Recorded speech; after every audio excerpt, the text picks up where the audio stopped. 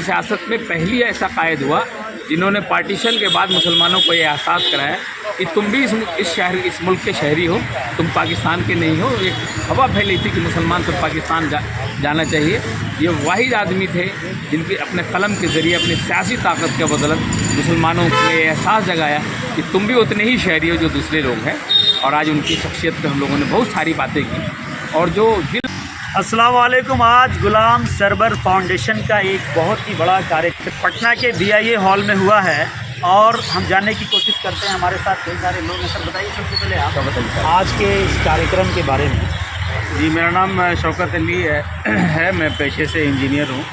आज गुलाम server foundation का annual day है, वार्षिक समारोह। इस वार्षिक समारोह में पूरे बिहार से लोग आए हुए थे और हम लोग का फाउंडेशन जो है शिक्षा के क्षेत्र में मेजरली काम करता है और इसके अलावा स्किल डेवलपमेंट और स्वरोजगार के क्षेत्र में भी काम करता है।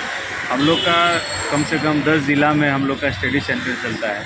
उन्हें स्टडी सेंटर में हम लोग जो है गरीब बच्चों को हम लोग पढ़ाते हैं और गरीब बच्चों को किताब भी मुहैया कराते हैं। Railway bank SSC। क्या ये जो पढ़ाते हैं और किताब मुहैया कराते हैं, इसका कुछ कॉस्ट लिया जाता है या बिल्कुल नहीं? इसका कोई कॉस्ट नहीं लिया जाता है और अगर लिया भी जाता है तो मिनिमल कॉस्ट लिया जाता है 25-50 रुपये, जो कि वहाँ के मेंटेनेंस, बिजली बिल ये सब चीज़ में जाता है। ये जो बच्चे हैं ये कितनी किस आयु के हैं? ये बच्चे जो है क्लास 5 से लेके जो है BA तक के हैं।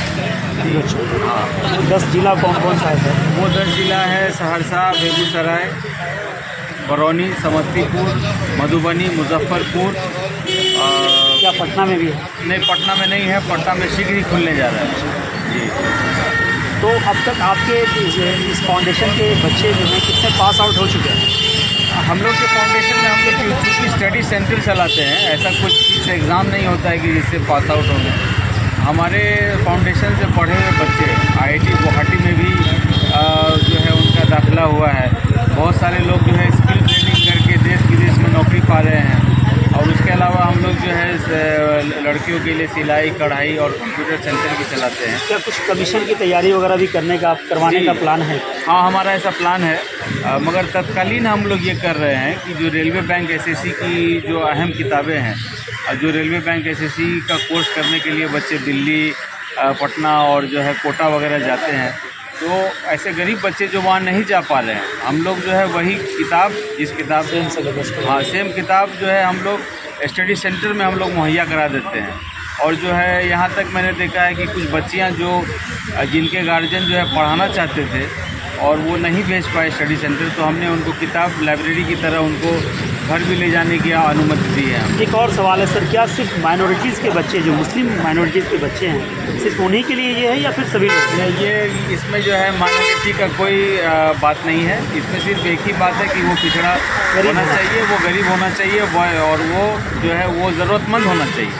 हम लोग जब भी जो है ठंड में कंबल बांटने का काम करते हैं, चाहे बाढ़ राहत में हम लोग जो है मेडिकल कैंप लगाते हैं, फूड का कैंप लगाते हैं, इसमें हम लोग कोई भेदभाव नहीं करते। चलिए, बहुत शुक्रिया सर। आप बताइए, क्योंकि आप तो पहले भी हमेशा से जुड़े हुए हैं गुलाम सरवर साहब के फाउंडेशन से, तो आज जो कार्यक्रम हुआ इसमें मुख्य बातें क्या हैं?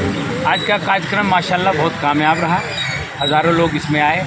ख़ासतौर पे लीडर अपोजिशन तेजस्वी यादव जी आए, राज्यसभा सांसद उपेंद्र कुशवाहा जी आए, हमारे बीच अरुण कुमार जी पूर्व सांसद आए, अखलाक अहमद साहब आए और रायन बिरादरी के अलग अलग गुट के भी जो अध्यक्ष थे, शमशाद साहब, एडवोकेट डॉक्टर राइस सलाम साहब, राइस साहब, सब लोग मौजूद थे यहाँ।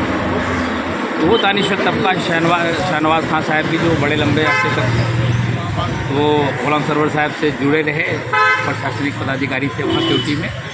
और भी बहुत सारे ऐसे लोग हुए जो गुलाम सरवर साहब की बातें क्या निकल कर सामने आई? गुलाम सरवर साहब की शख्सियत पे भी बात हुई, गुलाम सरवर फाउंडेशन के काम के ऊपर भी बातें हुई।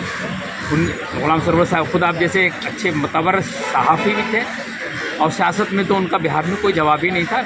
1963 से लेकर अभी तक मुस्लिम सियासत में पहली ऐसा कायद हुआ जिन्होंने पार्टीशन के बाद मुसलमानों को ये एहसास कराया कि तुम भी इस मुल्क के शहरी हो, तुम पाकिस्तान के नहीं हो। एक हवा फैली थी कि मुसलमान सब पाकिस्तान जाना चाहिए।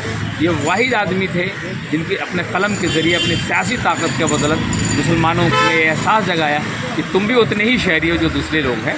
और आज उनकी शख्सियत पे हम लोगों ने बहुत सारी बातें की और जो दिल खोल के बातें हुई, संगम अखबार के बारे में भी उनकी बातें हुई, वो जो स्पीकर थे उसके बारे में बात हुई। जब उनको ज़बरदस्ती बुला के मिनिस्टर बनाया जाए उस वक्त उन्होंने उस मिनिस्ट्री को लात मारा, ये भी बात थी।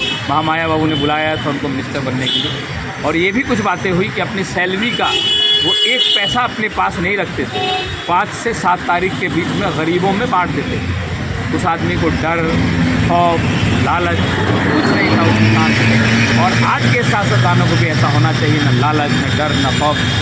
इसी बुनियाद पे हमारी ये गुलाम सरवर फाउंडेशन बहुत शुक्रिया सर। हाँ। तो गुलाम सरवर फाउंडेशन, गुलाम सरवर साहब जो हमेशा से गरीबों के प्रति, गरीबों के लिए उनकी तवज्जो रही है और हमेशा से अपनी तनख्वाह को गरीबों में बांट दिया करते थे, वैसे गुलाम सरवर और उनके नाम का जो फाउंडेशन है आज भी गरीब बच्चे और बच्चियों के लिए काम करता है। और आज भी कई सारे गरीब बच्चे और बच्चियों को एजुकेट कर उन्हें पढ़ाकर और अच्छे से अच्छे जगह पर तालीम देने का काम किया है और अच्छे से अच्छी जगह पर पहुंचाने का काम। मैं आदम परवेज़, आप तक देश की आवाज़ के लिए पटना से।